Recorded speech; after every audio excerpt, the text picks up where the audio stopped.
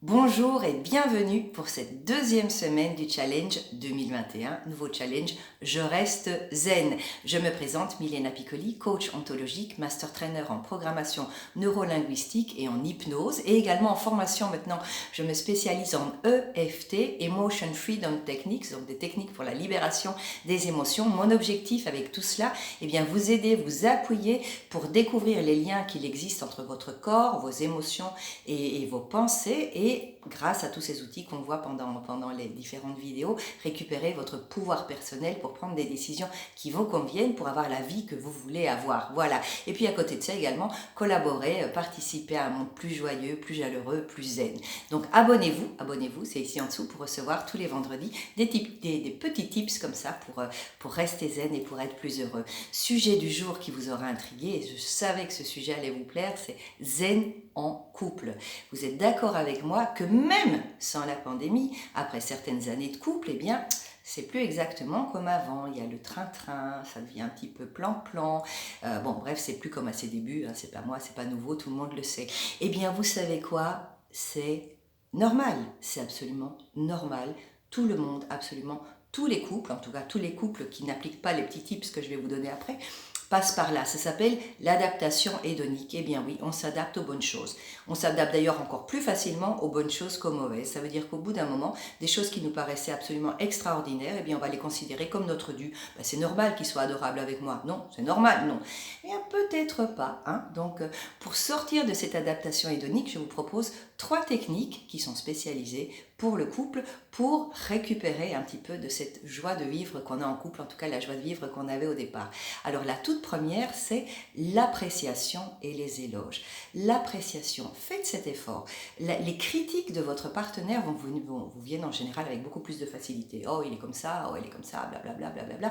Mais essayez, faites l'exercice et mettez-le par écrit de toutes ces choses que vous appréciez dans votre partenaire. Parce que il a peut-être 150 000 défauts, mais il a quand même des choses qu'il fait bien. J'apprécie qu'il ait un sens de l'humour, j'apprécie qu'il sache dédramatiser la situation, j'apprécie qu'il soit un cuisinier merveilleux, enfin je ne sais pas, vous voyez tout ce que vous appréciez en lui, malgré la situation actuelle, hein, malgré, ça fait X années de mariage et c'est plus aussi merveilleux qu'au départ, donc tout ce que vous appréciez en lui, et également tout ce qui est possible grâce à votre partenaire, tout ce qui a été possible grâce à lui. C'est quand même grâce à mon partenaire que j'ai découvert tel pays par exemple, c'est quand même grâce à mon partenaire que j'ai osé faire un trekking, c'est quand même grâce à mon partenaire que je me suis lancée dans telle chose. Et puis pour ceux qui ont des enfants, c'est quand même grâce à mon partenaire que ces petites merveilles sont là, hein, parce que sans lui, on a beau dire ce qu'on veut, ces petites merveilles, elles ne seraient pas là. Et mettez-le par écrit. Et cet avantage de cet exercice, c'est qu'il va vous permettre en plus de rentrer dans ce qu'on appelle la spirale rose. Ça veut dire que plus vous voyez des choses sympathiques dans votre partenaire, plus vous allez en trouver. Voilà, vous allez vibrer dans la fréquence j'aime tout ça dans mon partenaire et vous allez trouver de plus en plus d'occasions de trouver des trucs sympas dans votre partenaire. Donc faites cet exercice-là. Le deuxième, qui est tout à fait lié au premier, d'ailleurs ça fait partie de la même section appréciation, ce sont les éloges. Pourquoi ? Parce que quand on donne des éloges, quand on complimente son partenaire, se produit ce qu'on appelle le phénomène Michel-Ange, également connu sous le syndrome de Cupidon. Qu'est-ce que ça veut dire? Michel-Ange, apparemment, quand il a sculpté son David, il l'avait déjà vu avant dans la pierre. Il a vu ce bloc de pierre et il a vu ce visage magnifique et il n'a fait que le sculpter pour le faire ressortir. Le syndrome de Michel-Ange, c'est ça. C'est qu'on finit par se comporter, on finit par devenir la personne que l'autre voit en nous. Donc l'autre révèle le personnage. Attention, hein, c'est valable dans les deux sens. C'est que si vous voyez que les choses sont monstrueuses dans l'autre, il va se comporter en vous disant « mais tu vois, tu as raison, tu trouves que je suis monstrueux, je suis comme ça ». Donc nous, on va l'utiliser dans le sens positif. On va commencer à voir, et pour ça, l'exercice de l'appréciation va vous aider beaucoup.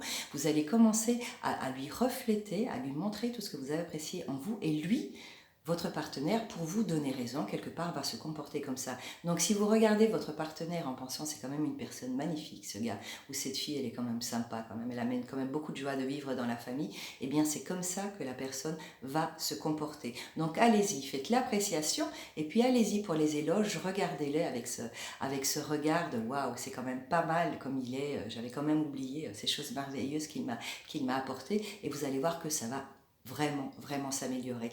Et un autre petit tips ici, partagez, dites-le à vive voix. Quand la personne arrive et qu'elle est quand même heureuse parce qu'il y a eu une promotion au boulot, parce qu'il lui est arrivé une surprise assez sympathique, allez-y, soyez enthousiaste avec elle. Faites un effort. Je sais que parfois on a envie de dire mais j'en ai rien à battre.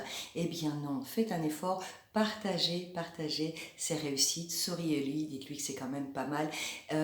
Même si vous, quelque part, c'est pas votre tasse de thé, faites cet effort. Il n'y a rien de pire que l'indifférence. En général, on préfère que la personne réagisse en nous critiquant que plutôt qu'elle nous dise rien. Donc vraiment, réagissez à ce qu'il vous dit, à ce que votre partenaire vous dit. Donc ça, c'était pour la section appréciation et éloge. La deuxième section, la troisième, je vous le dis déjà, ça va parler du toucher. C'est pour que vous restiez avec moi jusqu'à la fin. La deuxième section, c'est la variété et les surprises. On en a un petit peu marre de la routine. Qu'est-ce qu'on fait pour éviter la routine? Eh bien, on introduit de la variété. Donc là, on revient à nos listes, mais cette fois-ci, la liste, on va la faire tous les deux ensemble. Les deux ensemble, vous allez faire une liste de toutes ces choses que vous aimeriez faire et que vous n'avez pas encore fait. D'accord, avec la pandémie, il y a des tas de choses qui ne sont pas possibles en ce moment, donc vous faites deux listes. Vous faites une liste de ce qui sera possible, que vous avez vraiment envie de faire dès que la pandémie nous le permettra, donc des choses qui se font en extérieur, le baptême de parapente, ça fait des années qu'on parle qu'on a envie de faire du baptême de parapente, cet été, dès que c'est possible, on le fait, et vous allez déjà commencer à réfléchir à tout ça. Tiens, on va le faire où? On va le faire quand? Qu'est-ce qu'on fera avec les enfants? Donc ça va déjà vous motiver, vous avez un objectif commun, où on va enfin faire cette descente en kayak, ça fait longtemps, enfin, vous voyez un petit peu toutes ces activités que vous avez envie de faire depuis longtemps ensemble et que vous n'avez pas encore fait. Et puis, trouvez également des activités que vous pouvez faire dans la situation actuelle.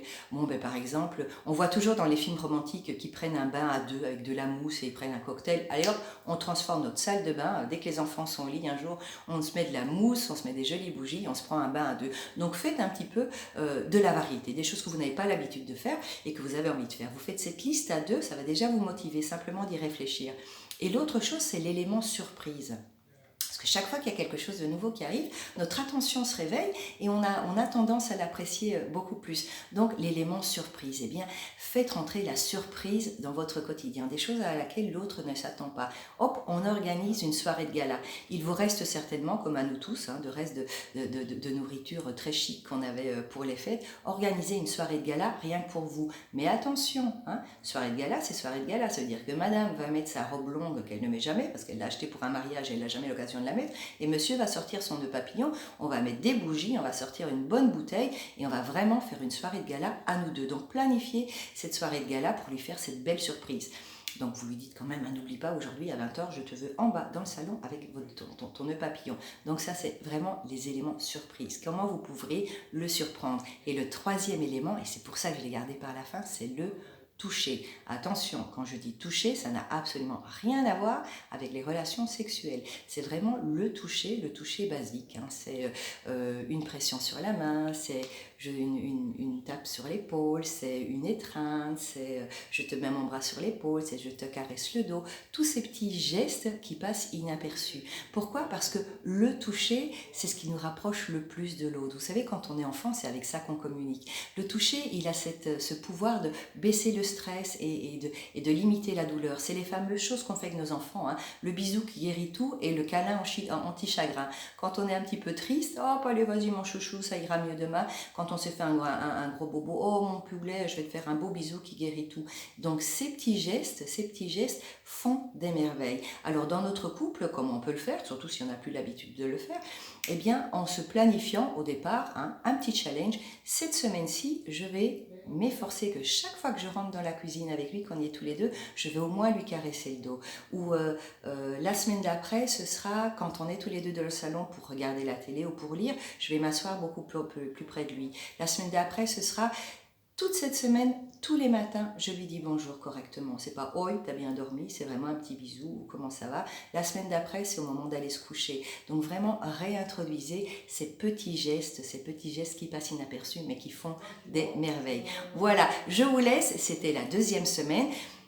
Abonnez-vous, commentez, partagez, envoyez-le à toutes les personnes que ça peut intéresser. S'il y a des célibataires dans ce groupe, eh bien apprenez à l'avance comment vous pourrez vous adapter à l'adaptation pour lutter contre l'adaptation hédonique quand le ou la partenaire sera dans votre vie. Voilà, je vous laisse.